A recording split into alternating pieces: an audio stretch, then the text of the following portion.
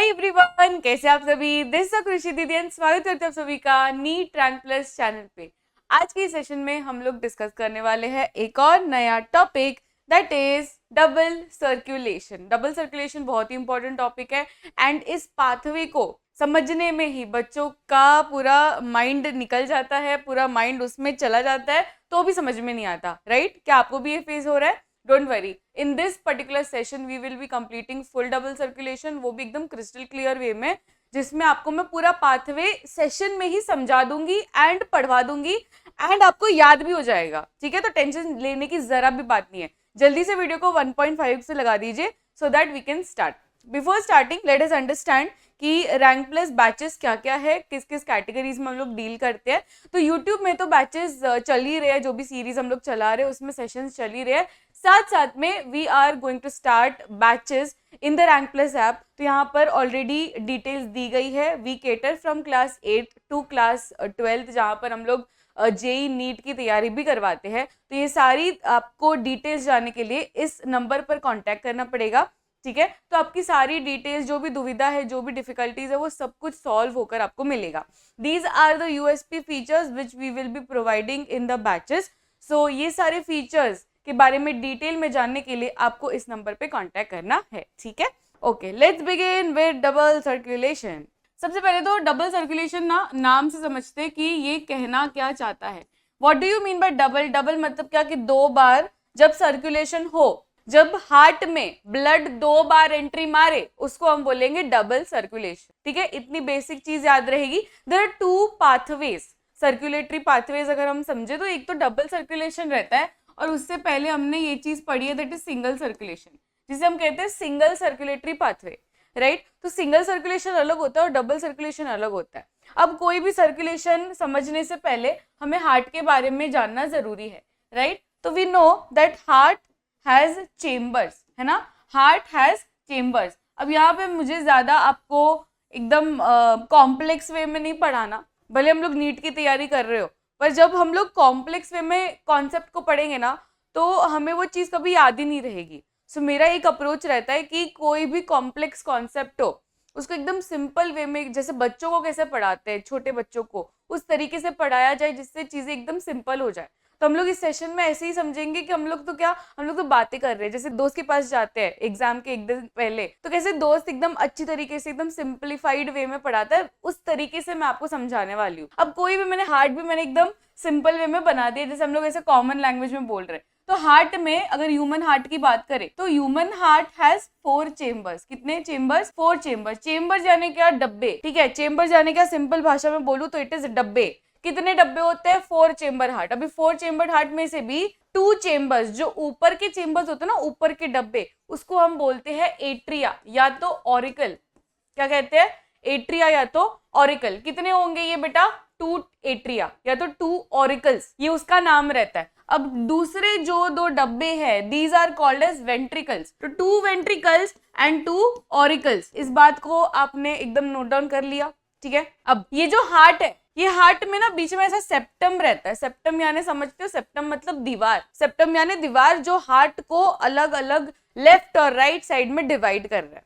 So this is the right side and this is the left side. तो जो right side होता है, हमेशा याद रखना, वो हमेशा डीऑक्सीजनेटेड ब्लड से डील करेगा। डीऑक्सीजनेटेड ब्लड यानी क्या? सिंपल भाषा में समझे तो डीऑक्सीजनेटेड ब्लड यानी वो ब्लड जिसमें ऑक्सीजन की कमी हो, वो वाले ब्लड को हम कहते हैं deoxygenated blood. Whereas left side की बात करें तो लेफ्ट साइड में हमेशा ऑक्सीजनेटेड ब्लड से डीलिंग होगी। Is this understood? तो लेफ्ट साइड में हमेशा ऑक्सीजनेटेड ब्लड की एंट्री होगी, राइट साइड में हमेशा डीऑक्सीजनेटेड ब्लड की एंट्री होगी। इतना चीज याद रखना है हमें। Late us understand the pathway now. आपको एक नोटबुक और पेन लेनी पड़ेगी जिसमें आप पूरी चीजें नोट डाउन कर रहे हो। अब सबसे पहले ना हम लोग डब्बे बना देंगे। हार्ट को हम लोग हार्ट की तरह समझेंगे ही नहीं, हार्ट को हम लोग डब्बे से समझेंगे। ठीक है, अब ये हार्ट मैंने बनाया, उसमें 4 चेम्बर्स मैंने बना दिए क्योंकि 4 डब्बे होते हैं। अब ये वाला जो डब्बा रहेगा, ये वाला डब्बा, that will be called as right auricle या एट्रिया। ये राइट साइड है, ये लेफ्ट साइड है। राइट साइड के ऊपर वाले चेम्बर को मैं क्या बुलाऊंगी? एट्रिया बुलाऊंगी। इसलिए मैं क्या लिख रही हूँ यहाँ पर? Right atria. नीचे वाले चेम्बर को मैं क्या बुलाऊंगी? नीचे वाले चेम्बर को राइट वेंट्रिकल बुलाऊंगी। ये वाला क्या है? Left atria. ये वाला क्या है? Left ventricle. Is this understood? यहाँ पे ब्लड की अब एंट्री होगी। ब्लड की एंट्री कहाँ से होगी? टिश्यूज से होगी। देखो हमारे बॉडी में ना यहाँ पर टिश्यूज होते हैं, बहुत सारे सेल्स होते हैं, ऑर्गन्स होते हैं, टिश्यूज होते हैं। जो ऑर्गन्स होते हैं वो किससे बने होते हैं? वो टिश्यूज से बने होते हैं। जो टिश्यूज होते हैं वो किससे बने होते हैं? वो सेल से बने होते हैं। तो यहाँ पर जो भी बॉडी सेल्स या बॉडी टिश्यूज है उनको बहुत सारा जीवन में काम करना होता है, राइट? बहुत सारा जीवन में काम करना होता है एंड इसलिए हमेशा उनको ऑक्सीजन की जरूरत पड़ती है। तो ऑक्सीजन उनको कहाँ से मिलेगा? अब यहाँ पे वो देखते हैं कि यार आजू बाजू ब्लड वेसल्स या ब्लड कैपिलरीज घूम रही है, तो क्यों ना मैं वो ब्लड में से निकाल दूं अपना ऑक्सीजन और वो ऑक्सीजन को मैं कंज्यूम कर दूं। तो वो लोग इतना ऑक्सीजन निकाल देते जिससे लास्ट में क्या होता है? ये वाला जो ब्लड होता है, जो पहले ऑक्सीजनेटेड ब्लड था but now it is deoxygenated blood. तो डीऑक्सीजनेटेड ब्लड बन गया। अब ये डीऑक्सीजनेटेड ब्लड को क्या करेंगे हम? बॉडी में रख के कुछ फायदा है क्या? कुछ भी फायदा नहीं है। तो क्या करेंगे हम लोग? ये जो डीऑक्सीजनेटेड ब्लड बना है, ये बेटा डीऑक्सीजनेटेड ब्लड हम हार्ट में एंट्री करवाएंगे। That is right atrium. तो राइट एट्रियम में ये डीऑक्सीजनेटेड ब्लड की एंट्री होती है via vena cava.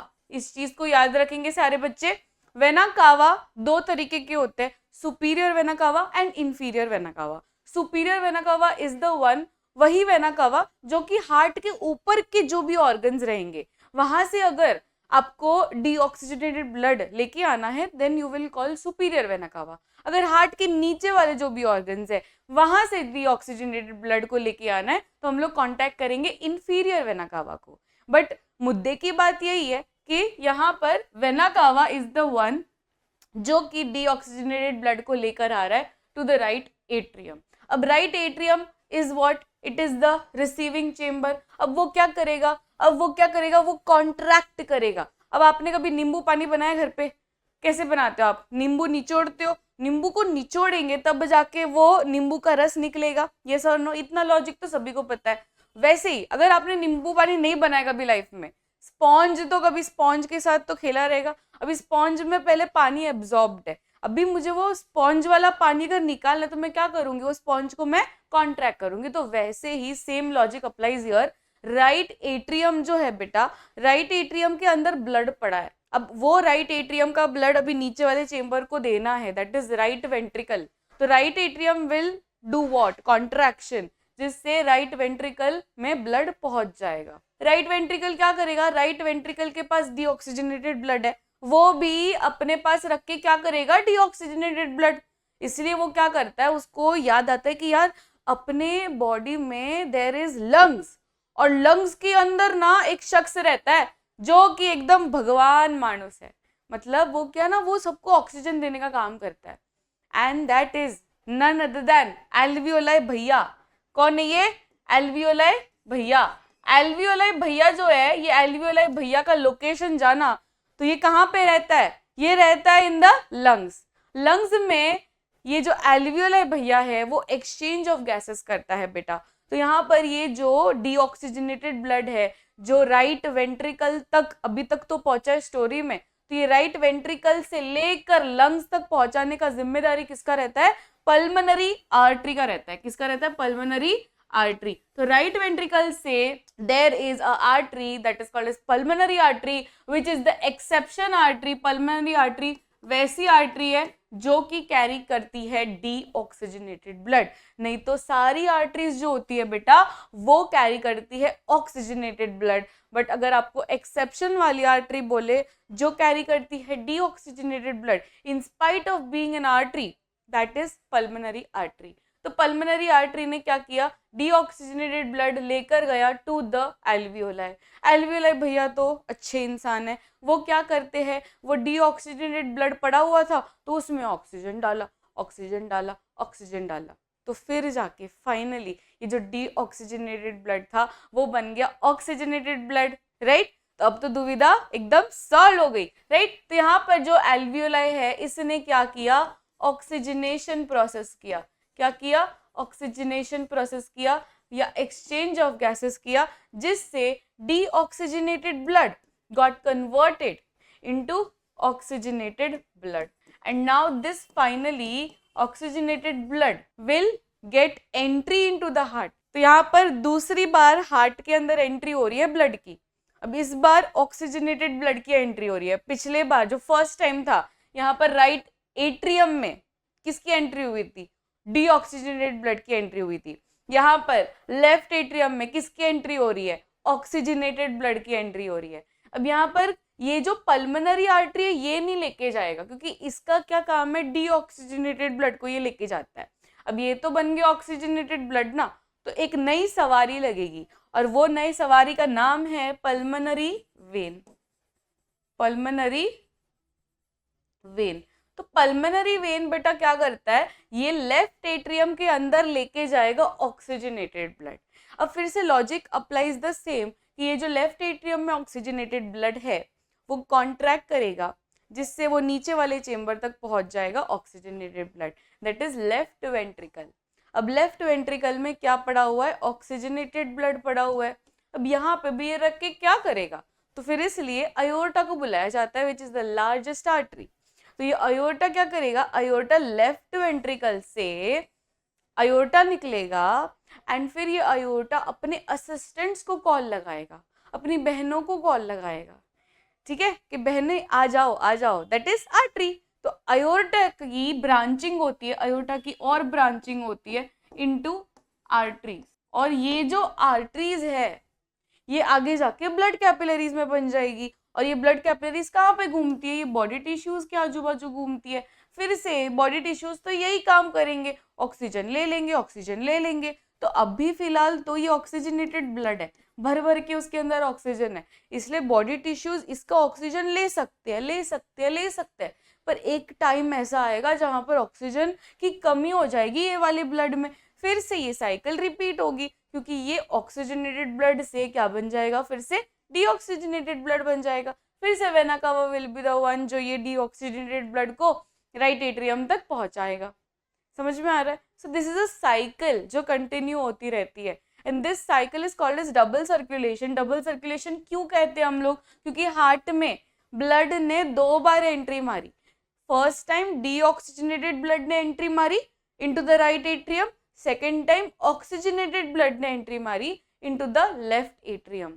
Is this understood? क्या ये पूरा फ्लो चार्ट आपको समझ में आ गया? So this is double circulation बेटा. आई होप आप सभी को एकदम अच्छी तरीके से क्रिस्टल क्लियर वे में समझ में आ गया. अगर हम चाहते हैं तो वो पूरा फ्लो चार्ट भी लिख सकते हैं. Let's write it only. ये पूरा फ्लो चार्ट एक बार ना लिख देते हैं, खाली 2 मिनट लगेगी, फटाफट से लिख दूं मैं, क्योंकि अभी तो मैंने आपको समझा दिया. हो सकता है आगे जाके आपको फिर से ऐसे थोड़ा सा मुश्किल आए, तो ये मुझे फिर से ऐसे जरा भी कंफ्यूजन नहीं चाहिए. सो आई विल राइट इट पूरे यहाँ पे ये 21 स्लाइड में ना पूरा फ्लो चार्ट लिख देते हैं, ठीक है. फटाफट से मैं पूरा फ्लो चार्ट लिख देती हूँ. आप भी अपनी नॉलेज टेस्ट कर लीजिए, आप भी खुद को टेस्ट करिए कि इसके बाद क्या, इसके बाद क्या, मतलब आपके ऐसे अंदर से आंसर्स आने चाहिए कि अच्छा ये आएगा, ये आएगा, ये आएगा, ठीक है. Let's begin. सबसे पहले तो वेना कावा होता है. वेना कावा क्या किया? वेना कावा बॉडी टिश्यूज से गंदा ब्लड लेकर आया. गंदा ब्लड मतलब क्या? Deoxygenated blood.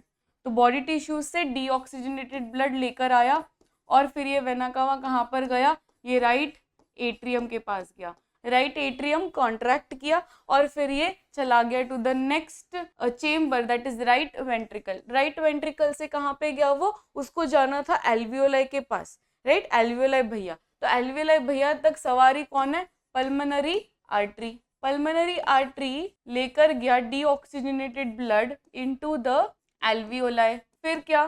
फिर ये एल्वियोलाई ऑक्सीजनेशन प्रोसेस करेगा जिससे गंदा ब्लड बन जाएगा अच्छा ब्लड. अभी अच्छा ब्लड कौन लेके जा रहा है?